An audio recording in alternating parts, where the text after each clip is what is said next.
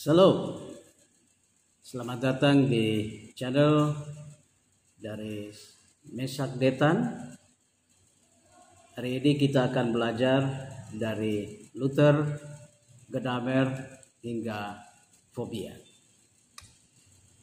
Saudara, kita bisa berdoa agar para teolog atau siapapun dia yang angkat diri sebagai teolog, jangan karena alasan kontekstualisasi menyetir teks untuk kepentingan dan ketenaran diri mereka sendiri, di mana seolah-olah mereka sebagai pejuang kemanusiaan, padahal justru sebaliknya mengkhianati kemanusiaan orang beriman. Dan tentu saja mengkhianati teks itu sendiri. Hans Georg Gadamer hidup pada tahun 1900 sampai dengan 2002 mengatakan, dalam memahami teks kadang orang sangat dipengaruhi oleh das Vorurteil, atau artinya prasangka atau prapaham yang dimilikinya. Itu sesuatu yang biasa. Jadi prapaham terbentuk oleh karena mungkin teologi gereja, ajaran gereja, faktor pendidikan, ilmu pengetahuan, internalisasi nilai-nilai tertentu, dan ini bisa saja mempengaruhi. Karena itu Gadamer bilang, ketika orang memahami sebuah teks, ia sangat mungkin dipengaruhi oleh das Vorurteil tadi. Nah, yang celaka adalah jika ia justru terbelenggu olehnya, terbelenggu oleh prapaham itu, dan tidak lagi bebas sebagai seorang teolog yang bermartabat. Ingat bahwa Alkitab juga berisi kumpulan tulisan orang-orang beriman. Dan ini dikatakan oleh teolog dan filsuf Jerman yang tersohor, yang sangat terkenal, yaitu Friedrich Daniel Ernst Schleiermacher. Hidup tahun 1768 sampai 1834. Tugas para penafsir adalah, menurut Schleiermacher, menggali dan menarik keluar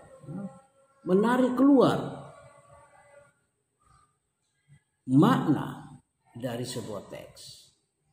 Dan kalau menggali dan menarik keluar, itu disebut dengan eksegese. Jadi kita menarik keluar makna sebagai pembelajaran untuk pertumbuhan iman jemaat. Jadi bukan sebaliknya kita memaksakan pendapat kita, pikiran-pikiran luar, atau memasukkan makna di dalam teks. Kalau ini kita lakukan, maka kita melakukan exegese. Artinya memasukkan makna ke dalam teks.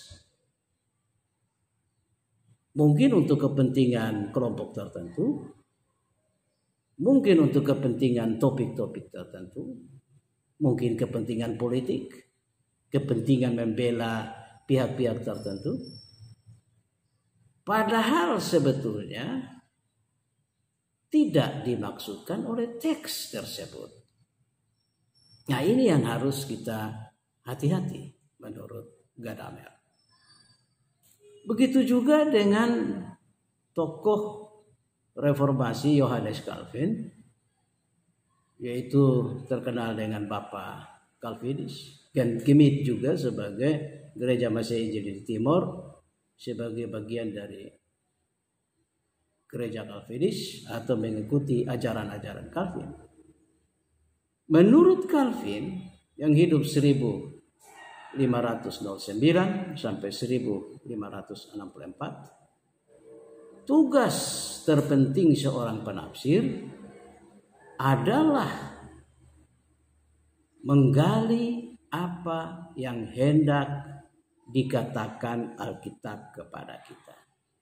Jadi apa yang Alkitab hendak sampaikan kepada kita, itulah yang digali. Bukan sebaliknya menduga-duga, mereka-reka, berhayal bahwa Alkitab hendak menyampaikan ini. Jadi tidak mereka-reka apa yang hendak disampaikan oleh Alkitab. Karena itu bagi Calvin, seorang penafsir harus, ini harus nih, memperhatikan tata bahasa, konteks, dan latar belakang teks yang ia tafsir. Salah satu kajian teologi kontekstual yang bermutu dan dapat dipertanggungjawabkan secara ilmiah ini pernah dibuat oleh teolog, pendeta Dr. Benjamin Fobia almarhum. Beliau adalah seorang mantan ketua Sinode Gemit. Beliau mengadakan studi dan mengkaji budaya Timor tentang Lopo. Jadi Lopo ini semacam rumah adat orang Timor. Dan dia mengkaji juga selain budaya Timor, mengkaji teks 1 Timotius pasal 3 ayat 15. Dan beliau tiba pada satu kesimpulan dan usulan bagi gelar baru Yesus. Jadi dia studi Lopo orang Timor, di mana Lopo itu memiliki satu buah tiang induk, tiang utama. Ada memang tiang-tiang lain, tapi ada satu tiang induk bagi rumah adat orang Timor, Lopo ini. Dan berdasarkan studi 1 Timotius 3 ayat 15 yang menunjuk pada Yesus sebagai tiang penopang dan dasar kebenaran, maka menurut Fobia kita bisa dalam rangka perbandingan dengan studi budaya orang Timor tentang Lopo, maka Fobia mengusulkan satu gelar baru, usulan gelar baru bagi Yesus, yaitu Yesus Kristus tiang induk rumah Allah. Nah ini saudara, saya pernah menulis tentang ini dalam buku saya Kristologi dalam Budaya Masyarakat NTT. Juga ada seorang editor lain yang membantu, Subi Ansel Musdami. Nah, ini hasil karya Fobia ini sebuah karya yang monumental. Artinya satu upaya konteks teologi yang berdasarkan teks Alkitab dan kajian budaya orang Timor. Dan ini juga pemikiran teologis ini akhirnya juga dituangkan dalam sebuah lagu atau himne Gemit. Yesus Kristus tiang induk rumah Allah. Yesus Kristus tiang induk bangunan milik Allah. Nah itu salah satu penggalan lagu itu. Jadi di sini saudara kita belajar dari beliau bagaimana berteologi, yaitu membawa orang untuk memuliakan nama Tuhan, bukan untuk melemahkan iman.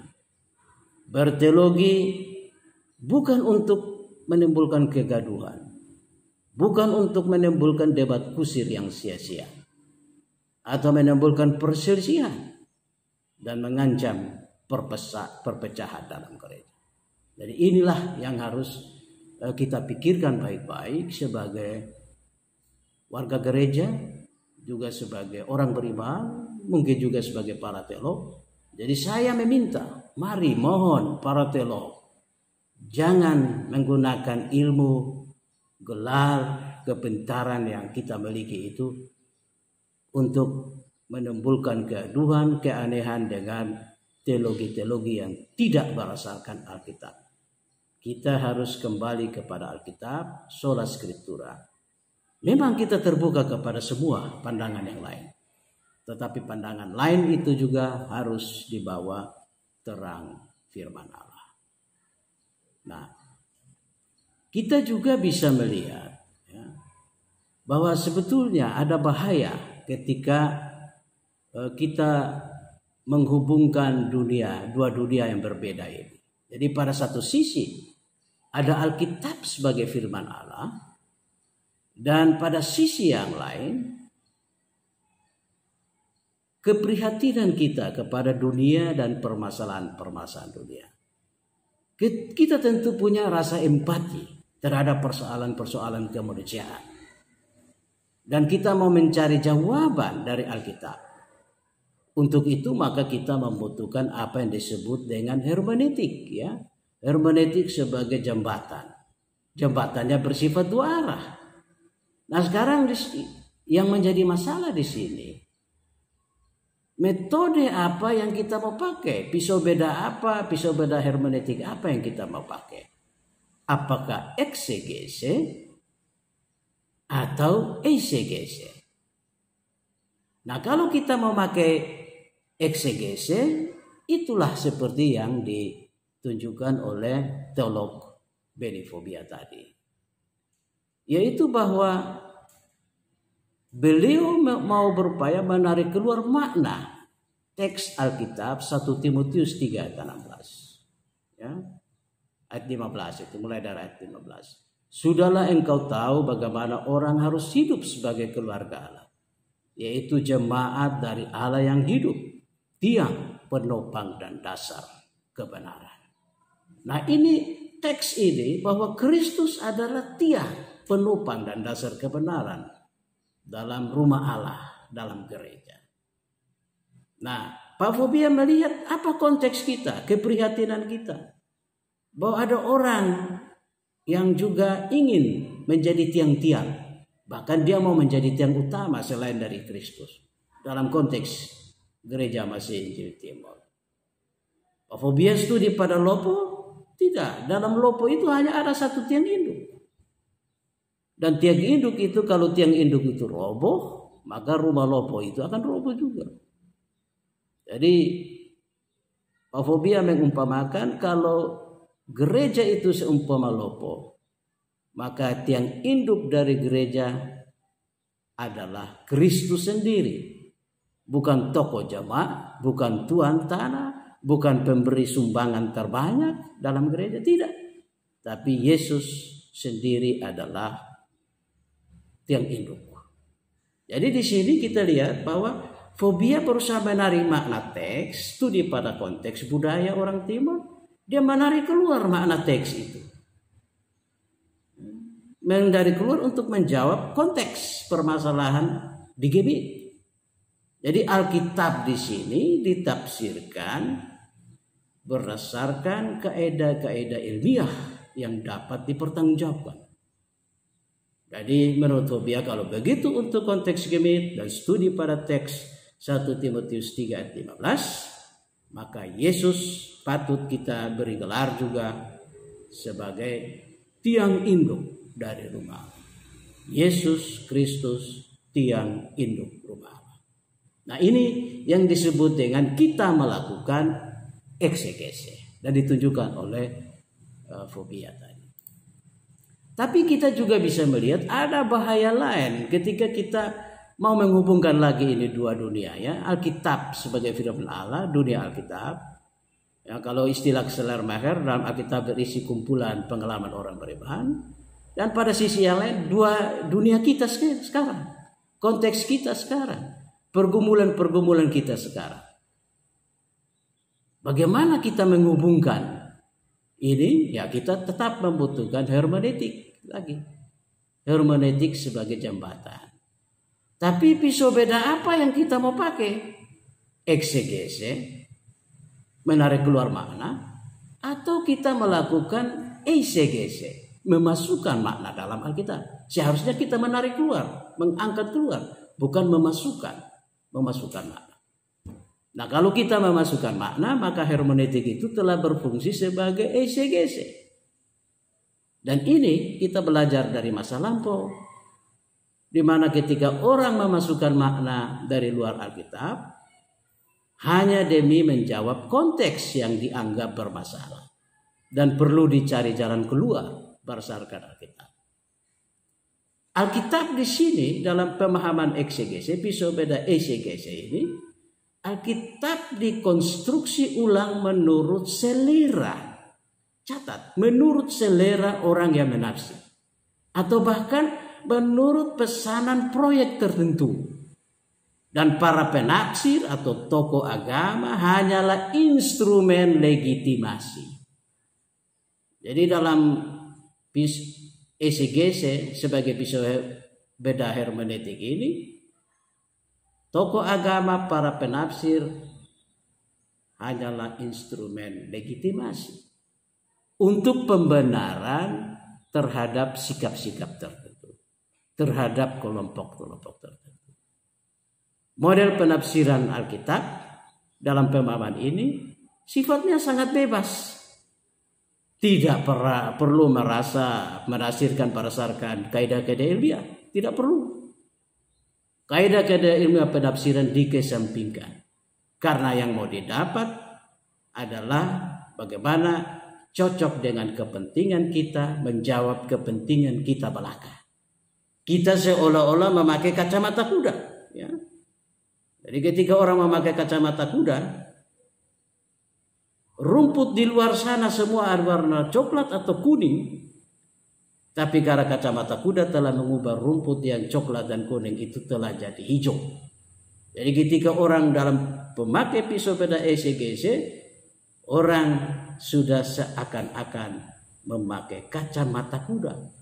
Tidak peduli lagi teks mau bilang apa, yang penting saya tafsir menurut selera saya, kepentingan saya atau kepentingan orang lain, kepentingan konteks yang saya gumuli ini, itu yang paling penting. Nah, inilah disebut bahayanya. Dan kita bisa belajar dari masa lampau supaya jangan terulang lagi. Dalam kasus misalnya kasus dari Paus Leo X dan penafsir Johann Tetzel. Jadi bagi mereka gereja sementara membutuhkan dana untuk renovasi. Nah, bagaimana ambil uang dari mana? Mengharapkan uang dari kolekte terlalu lambat. Maka dicarilah daya upaya menafsir tafsiran Alkitab, ya, teks-teks Alkitab PB tertentu dan juga berdasarkan ajaran gereja, yaitu dengan menjual surat indulgensia, surat penghapusan dosa. Ya. Jadi artinya bahwa orang yang sudah mati dosa yang bisa diampuni asal dia mau untuk beli ini surat pengampunan dosa. Dia bisa beli juga untuk keluarganya, siapa saja yang sudah mati. Dia beli dan dosanya diampuni. Nah, inilah yang kemudian oleh Martin Luther pada 31 Oktober 1517 menentang penafsiran kontekstual yang keliru ini. Menentang teologi yang menyesatkan ini. Bagi Luther, orang selamat bukan karena membeli surat pengampunan dosa, tetapi dia selamat oleh karena anugerah Allah semata-mata. Orang selamat oleh karena iman kepada Yesus, kepada Juru Selamat, kepada Allah Pencipta yang telah berkarya menyelamatkan dalam Kristus, bukan dengan kita membeli surat pengampunan dosa. Nah, inilah yang dikritisi oleh Luther. Penafsiran dengan cara eksegese ini ditentang karena bertentangan dengan prinsip-prinsip Alkitab. Jadi Luther bilang kita kembali kepada Alkitab. Apa yang dikatakan Alkitab? Alkitab mengatakan kita selamat oleh karena anugerah, oleh karena iman. Jadi Luther bilang kembali ke Alkitab. Hanya Alkitab. Jadi sola scriptura. Bukan berdasarkan tafsiran yang sesat dengan cara memakai eksegese sebagai pisau beda hermeneutik itu. Jadi sekian kali ini dari saya. Shalom.